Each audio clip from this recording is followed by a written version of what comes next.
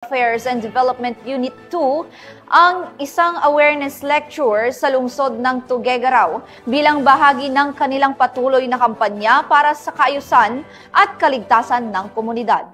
Yan ang balitang hatid ni Patrolwoman Richelle Ledesma.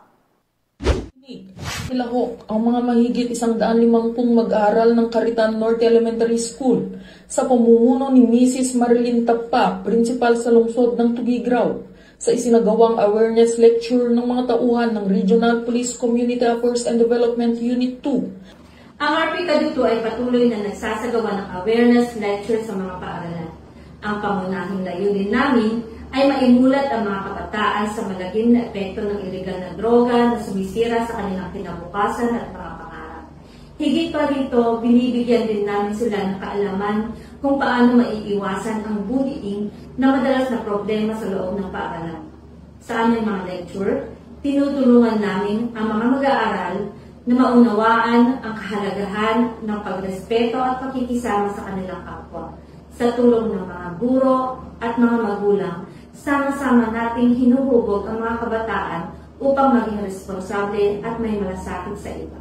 Nagpasalamat naman ang mga mag-aaral at guro sa isinagawang talakayan. Symposium po kasi po, besides po sa nadagdagan yung knowledge namin, nag-spread po siya ng awareness tungkol po sa bullying and sa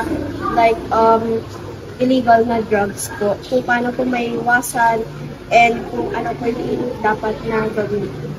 And I think nakakatulong po ito kasi po maiwasan talaga ng mga bata na gawin yung mga mali po and natuto po sila dun sa symposium po. Siyempre, papasalamat ako at kinaunlakan ninyo ang aming eskwelahan dito sa symposium na ginawa. Itong ginawa ito ay napakahalaga dahil sa mga nangyayari ngayon. Ang ginawa ninyo ay para maging aware ang mga bata kung ano ang dulot nito sa kanila, lalo-lalo na tumataas yung mga kalahasan at pababa yung mga edad ng bata na sangkot sa mga krimen.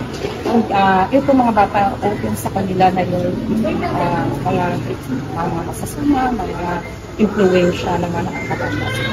So, aware na sila kung ano ang epekto ng pagkamit ng droga at really sa kanila kung epekto sa kanila physically, emotionally, sa kapwa nila mga bata. Dito sa amin at sa mga guro naman, pakatulong din yung mga ginawa ninyo para mabawasan din naman mga gagawin namin sa kanila ng pagkakag namin sinasabi sa kanila kung ano ang nag-iat sa kanilang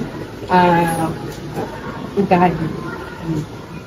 Patuloy ang pagsasagawa ng mga ganitong aktibidad ang RPCA 2. Ang RPCA 2, pati na rin ang mga kapulisan sa iba't ibang stasyon sa Region 2, ay patuloy na magsasagawa pa ng mga ganitong symposium upang mas mabigyan ng kaalaman ng mga kabataan at mailapit kami mga kapulisan sa mga bata at huwag nila kaming katakutan. Sa kabuuan, naging matagumpay ang sinagawang awareness lecture na nagpapakita ng malakas na ugnayan at pagtutulungan ng Regional Police Community Affairs and Development Unit 2 at ng Caritan Norte Elementary School. Ito ay isang hakbang tungo sa isang mas maunlad, maayos at mas ligtas na komunidad tungo sa bagong Pilipinas. Mula dito sa Caritan Norte Elementary School, ako ang inyong PNN correspondent, Patrolwoman Ledesma, alagad ng batas, taga-taguyod ng Balitang Pulis.